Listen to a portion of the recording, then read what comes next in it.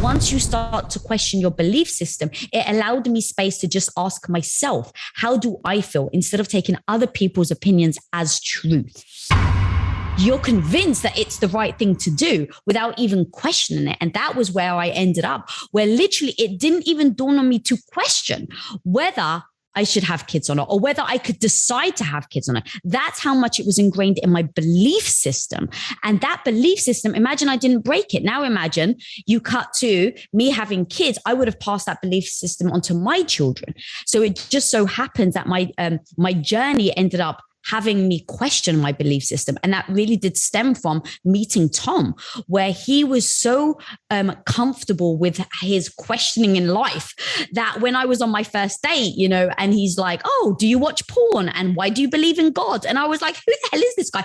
I can't believe that he's That's actually... That's great first date conversation. Yeah, right? But because he came into it with no assumptions, no expectations. And so it gave me the space to then, like, when he asked me, why do you believe in God on the first date? I'd never been asked that. I was 21 years old. And the only answer I had was, because my dad told me to. Like, that was the honest answer. And so in being pushed and questioned, I started to ask myself, well, why do I believe in that? And then once you start to question your belief system, it allowed me space to just ask myself, how do I feel, instead of taking other people's opinions as truth. And that's the thing. Other people's opinions, they see it as truth. My dad actually thought as truth that, of course, I was going to get married and have kids and give up my career. Like, he didn't even question whether that was going to happen or not, because to him, he came from a background that was very traditional Greeks, where he saw no woman ever got an education. My grandmother taught herself how to read by reading the Bible, because he came from a third world, tiny, tiny village in the mountains of Cyprus.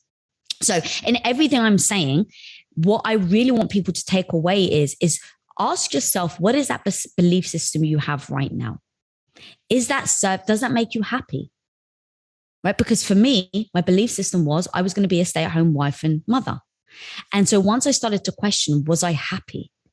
The answer was no. And that's actually one of the chapters in my book where it's like, I talk about opening up the can of worms and embracing the ick. The can of worms is the hard questions we don't want to ask ourselves. Are you happy? Are you in love with this person? Do you want this relationship? Are you enjoying your studies? Are you doing something for your parents, right? All these questions we don't want to ask ourselves because it's hard to look at the answer.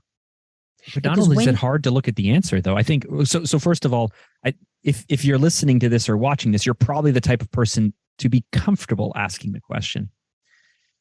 It's another thing to face the truthful answer. It's another thing still, though, to actually say, okay, I'm not going to bend to my parents' will. I'm going to go off to America and study film. I went to film school myself. And I told you I wanted to be an architect. I grew up in a family of builders, German construction builders. My grandfather moved to Canada. I'm Canadian.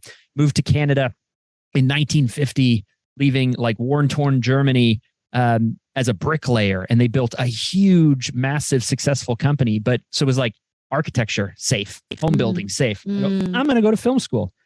My grandmother turned to me and goes, well, you're young enough that when you fail, you can get a real job. And I just remember that like, ooh.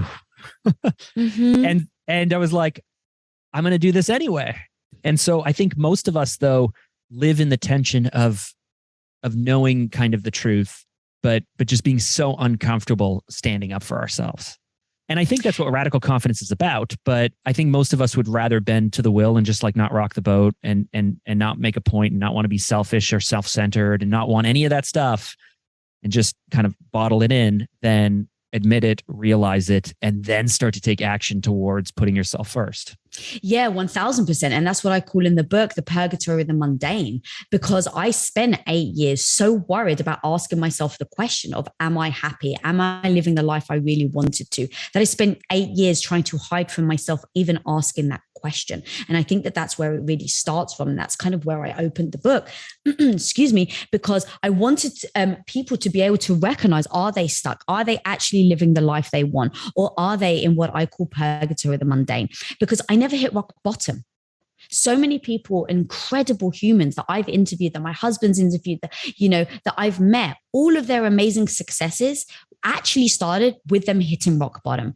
It's where people are just like, oh, well, I've got nothing else to lose. I may as well gamble. But what about the people like myself who I didn't hit rock bottom? I had a husband that loved me. I had a roof over my head. And so every single day, especially originally, every day, I was using gratitude to give myself the perspective of how lucky I was, right?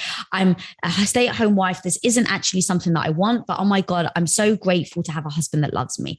This isn't the life that I want, but I'm so grateful to have a roof over my head, right? That can be beautiful. It can take you from feeling like a victim to having a negative mentality, flipping it to thinking positively, to really having a positive perspective. But what ended up happening was I used that same idea year after year after year. And so the gratitude piece that actually was helping me self-soothe originally was now actually exactly the thing that kept me stuck.